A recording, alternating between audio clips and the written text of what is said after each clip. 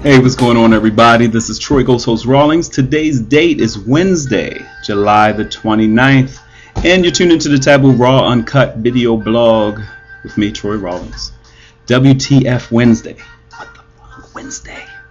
WTF Wednesday. And on our WTF Wednesday, I used to always try to get questions from my Facebook people, my YouTube people, and chime in on the questions and get deep on the questions. Now I'm going to try to do it in like 5 minutes or less, but it's a lot of questions, so I'm going to fly through these. We could get deeper, but I don't want to get deeper. It's just going to be my opinion. You're welcome after my opinion and watching this video to leave your comments. I want the communication to spur, okay? So these are some of the questions that came in today. We're going to kick it off. And if it sounds like I'm paraphrasing some of it, that's because the way it was written may have been jumbled, may have been whatever. So, first one, Troy. I'm going to see if I can do this in less than 5 minutes. Bear with me. Why are some women content with the thought of contentment in a relationship? It is as if they allow the stability of their comfort level with a man outweigh the other characteristics of a real successful relationship. Why are people content with the thought of having a good relationship? I guess that's what you're saying. My opinion, and let's use some and most, because there's some questions in here that may try to generalize all men or all women. Some and most. Most women, or some women, who go through this, maybe because they don't want to be alone. They have a fear of being alone. Maybe because they have a lot of time invested in a person and they don't want to just get rid of them. It comes down to also how they feel about themselves. If they love themselves enough to give themselves an opportunity to be in a real relationship versus having the thought of a real relationship. That's just my opinion. Let's move to the next one. What, Troy? Why do 40-year-old men lose their erection when being transferred from mouth to vagina? This is a real question. It's on my Facebook page. I'm not making this up. Why do let's say some, because that doesn't happen to all 40-year-old men. I don't know. I'm not 40 years old yet. But some may have ED, erectile dysfunction, for whatever reason.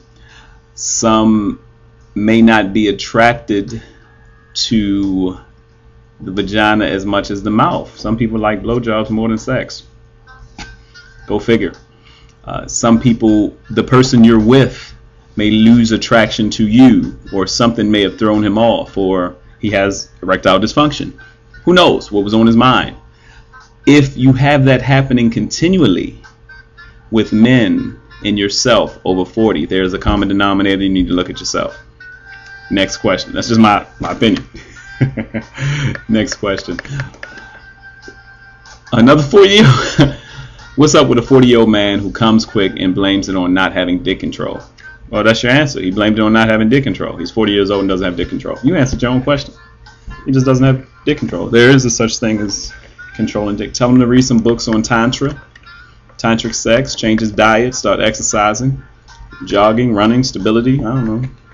He might have issues. He said he didn't have dick control. All right, next question. Why is there a double standard? Now I'm gonna paraphrase this one. Breaks down the double standard of why, when a man. All right. Okay. Why is a woman supposed to wait after having a relationship with a man before she moves on, and a man can just move on? That's her scenario. Funny how men that are finished with you, they seem to object when you move on. It's a possessive thing. Some men are possessive. This man we like our cake and eat it too sometimes. Some men do. Or the person, or women, some men and women have a problem with someone moving on or seeing somebody happy, or, not being able to make a decision or a sound decision on commitment, and then all of a sudden realizing that this person has moved on, and you start, never miss the water till the well runs dry, never know what you had until it's gone, don't know what you got till it's gone. Oh, no, it seemed to go, but you don't know what you got. Joni Mitchell never lies. You don't know what you got until it's gone sometimes. And some people are possessive and want what they wanted, and they're selfish enough to believe that someone is not going to move on. That's just my opinion. Let's keep it moving.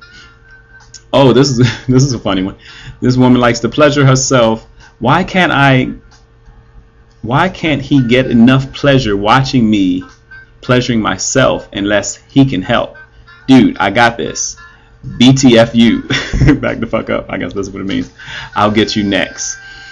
He doesn't like to watch you masturbate unless he can join in. Your answer is he doesn't like to watch you masturbate unless he can join in. That's your answer. This is going to be longer than 5 minutes, I can tell, because there's a lot of questions. But that's your answer. He doesn't like to watch you masturbate unless he can join in. That's a specific thing. There's some guys that like nothing better than watching a woman masturbate, vice versa. It's different fetishes for different people. All right, that's you answered your own question. A lot of times you guys are answering your own questions. So it's just my opinion though, but that's his thing.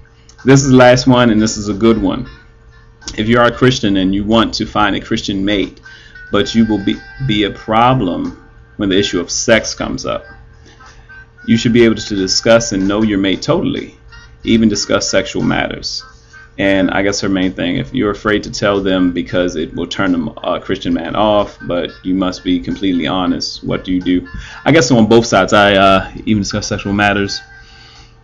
What is you have less than Christian section Apple type? Okay, I guess this is on. I'm gonna hit this on both sides. If you're a Christian person, because I'm a Christian person, so it's beyond Christianity. This is a beyond Christianity subject. If you're a person who is not trying to engage, you don't want to have sex for one reason or another, you need to let your mate know that up front and be upfront about it, and they be cool with it. If they're not cool with it, then that's not the person you want to be with, because you don't want to have sex. Or even if you do want to have sex and want to wait, they have to respect your choices. On the other hand, if you're a person with a heavy sexual appetite and the person that you're seeing does not have that, and that's going to be an issue, you need to discuss that. That's an issue. That's a real issue that's going to come up, and you're going to have to deal with that one way or another. But if you want to have sex and the person you're with doesn't want to have sex, it's going to be a problem. If you don't want to have sex and the person you're with does want to have sex, it's going to be a problem. If you're trying to abstain, and as hard as it may be for you, you just want to abstain to quote unquote do the right thing, then by all means you need to find somebody that's going to help you in that journey. You don't bring on a weak link with a weak link. That's it. That's all I got to say. It's been too long. Love y'all.